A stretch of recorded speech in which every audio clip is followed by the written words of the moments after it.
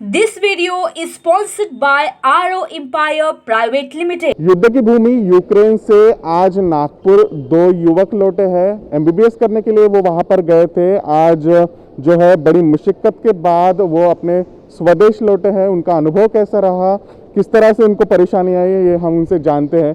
हमारे साथ है उमेंद्र भोयर और पवन मिश्रा। मुझे बताओ कि किस तरह का ये अनुभव रहा। पहले तो आप ये बताओ कि आप नागपुर में कहाँ से हो? एक्चुअली मैं नागपुर नहीं, गोंदिया ज़िले से एक गोरेगांव तालुका में मोहाड़ी गांव से हूँ और मैं फर्स्ट ईयर का स्टूडेंट हूँ वहाँ पे इवानो फ्रांकिस में, यूक्रेन में। मैं फर्स्ट ईयर स्टूडेंट पढ़ाई कर रहा था। दिसंबर के सेमेस्टर में गया था मैं, लेकिन जैसे ही वहाँ पे वार का हुआ कि वार शुरू हो रहा है, तो फिर हमको पता चला कि अब हमारे इसमें सिटी में भी एयरपोर्ट बॉम्ब गिरा था। तो फिर हमको जल्दी से जल्दी निकलना था। सायरन बज रहे थे कि जल्दी से जल्दी निकल जाओ। तो हम फिर सुबह निकले वहाँ से, सुबह निकले। हम 4 बजे पहुँचे रोमानिया के बॉर्डर पे, और बॉर्डर पे जाने के बाद हमने लाइन लगाई, लेकिन लाइन इतनी बड़ी थी और इतने ज़्यादा बच्चे थे, लगभग 1000 बच्चे थे वहाँ पे लाइन में। तो दिक्कत हो रही थी।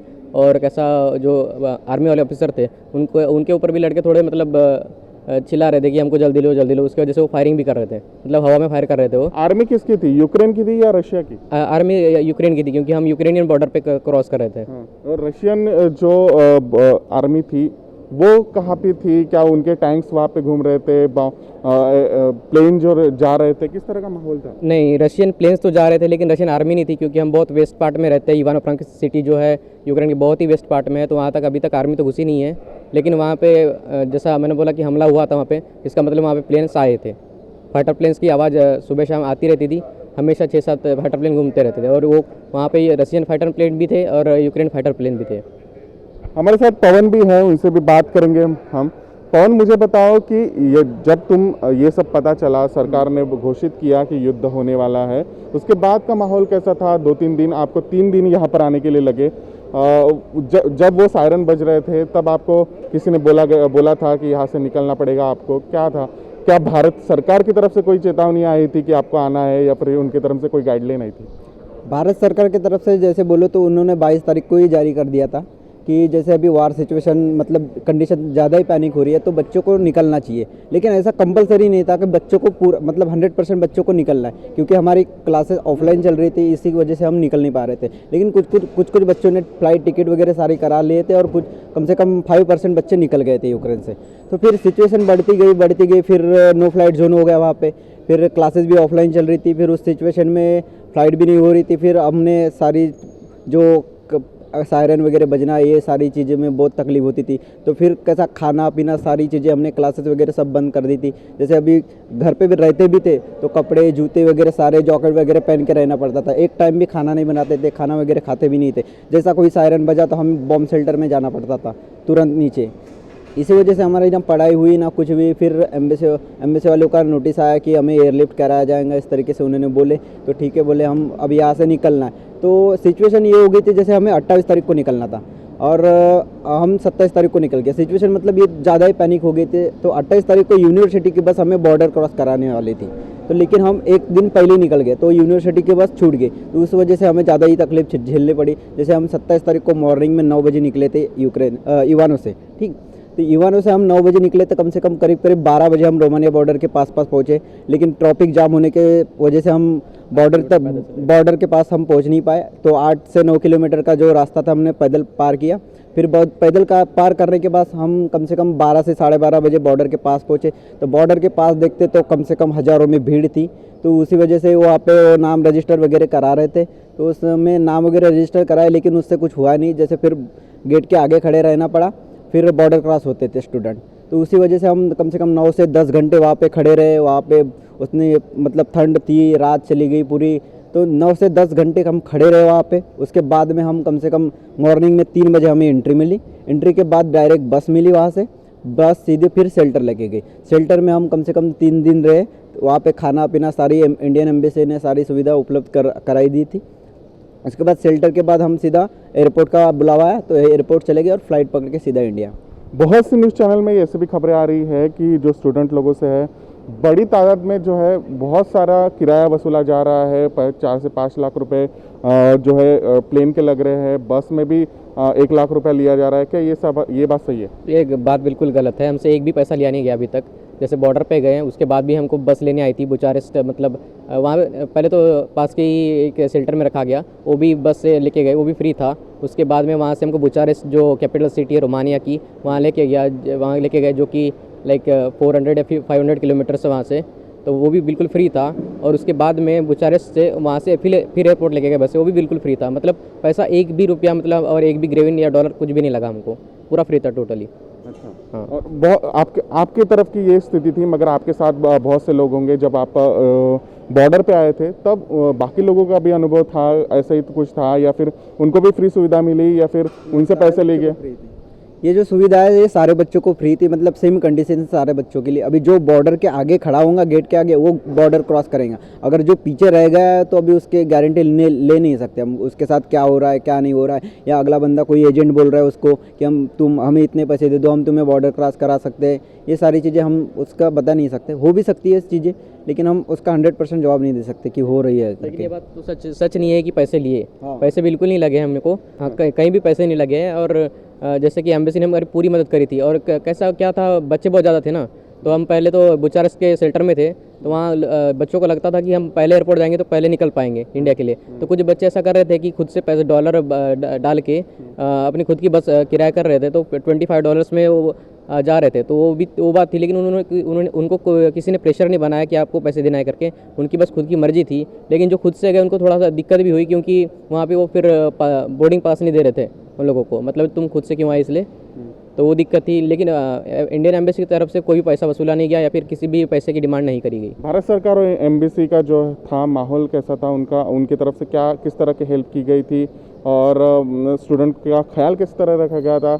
आपने कहा था खाने पीने में दिक्कत हुई है, तब का क्या माहौल था? एक्चुअल में खाने पीने में दिक्कत जब मैं क्या बोलते हैं यूक्रेन के बॉर्डर पे आया था, तो फर्स्ट दिन में दिक्कत थी, क्योंकि किसी को नहीं पता था कि यहाँ पे इतनी भीड़ हो रही है करके। फिर सेकंड दिन से जैसे डोनेशन वाले जो लोग थे उन्होंने खाना पीना अच्छा लाना शुरू किया।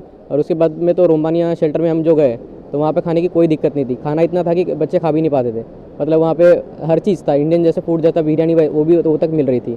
मतलब इंडियन एम्बेसी ने ऐसा कर रखा था और बता रखा था कि वहाँ के लोगों के, और मेन मतलब रोमानियन लोग इतने अच्छे थे और इतने हेल्पफुल थे कि उन्होंने हर चीज़ प्रोवाइड करी।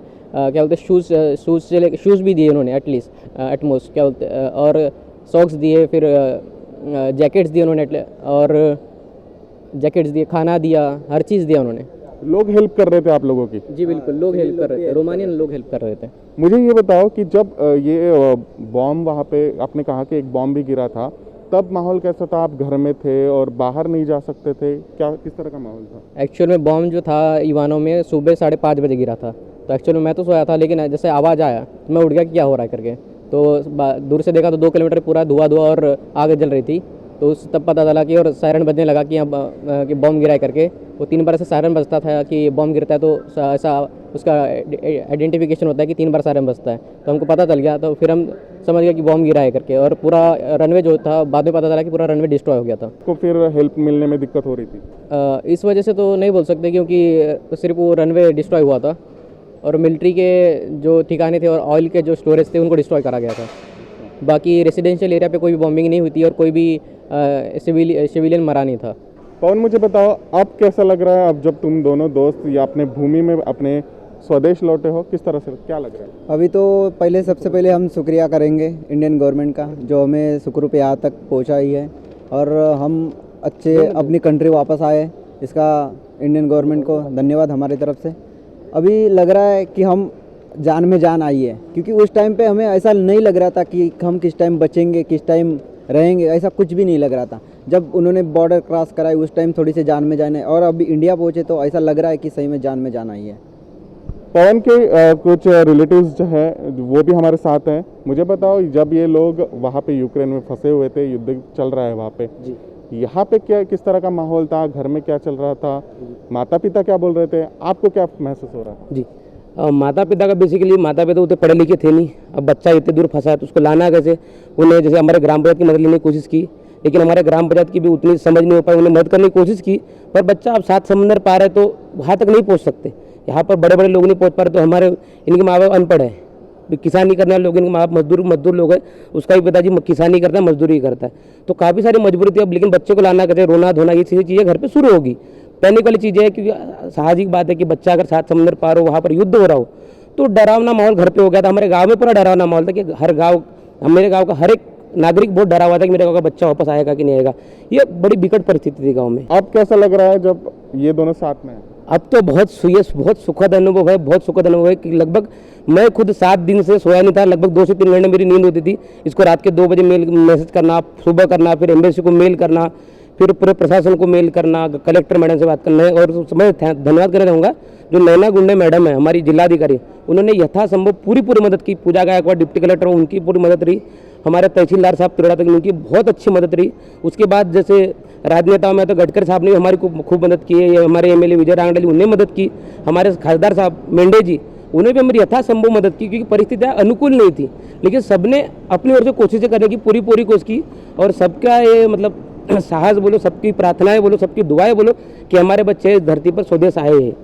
ये इस भूमि का एक वैभव है कि हमारे बच्चे वापस आ रहे हैं। मुझे ये भी कहना होगा कि मोदी है तो मुमकिन है, क्योंकि वह व्यक्ति अच्छे से वर्क कर रहा है। और इंडियन एयरफोर्स का हमें तहे दिल से धन्यवाद करना चाहिए। और पूरे एडमिनिस्ट्रेशन जो है, IAS एसोसिएशन, ये जो वर्क कर रही है, हमारी एम्बेसी जो वर्क कर रही है यूक्रेन में, रोमानिया में, भारत में, इनका अप्रतिम काम है। उनका हमें तहे दिल से स्वागत करना चाहिए। और मैं वहाँ जो फंसे उन बच्चों को भी बोलना चाहूँगा कि यथासंभव हमारी गवर्नमेंट कोशिश कर रही है। और मैं हर बच्चे को आश्वासन देना चाहूँगा कि हर बच्चा हिंदुस्तान में लास्ट तक आएगा। ये मैं आश्वासन देता हूँ, क्योंकि गवर्नमेंट पूरे तहे दिल से उनका मदद करने के लिए तैयार है। फिलहाल 3 दिन के बाद जो है ये सभी ये दोनों जो है अपने स्वदेश लौटे हैं। आज उनको अच्छा महसूस हो रहा है कि वो अपने घर पहुंचे हैं, अपने स्वदेश पहुंचे हैं। हालांकि अभी भी यूक्रेन में युद्ध चल रहा है, मगर इंडियंस को अपने स्वदेश भेजने के लिए गवर्नमेंट जो है प्रयासरत है। कैमरा पर्सन दीनू सातपुते के साथ मैं प्रकाश शुंकल और महाराष्ट्र टीवी 24 नागपुर। सुवर्ण अलंकारों से परिपूर्ण, सुंदर और आकर्षक डिजाइन से सजे श्री कृष्ण ज्वेलर्स में मिलेगा लेटेस्ट ज्वेलरी कलेक्शन का भंडार, जो आपको एहसास कराएगी खूबसूरती का एक अनमोल रिश्ता भरोसे का। A latest jewellery collection by Shri Krishna jewellers. हर नारी चाहे एक सुंदर गहना, सुंदर लुभावने मनमोहक गहनों के मिलने का एकमात्र स्थान Shri Krishna jewellers. Our address coffee house building, Gokulpet, Nagpur. Contact us 9923446062 or 9373108414.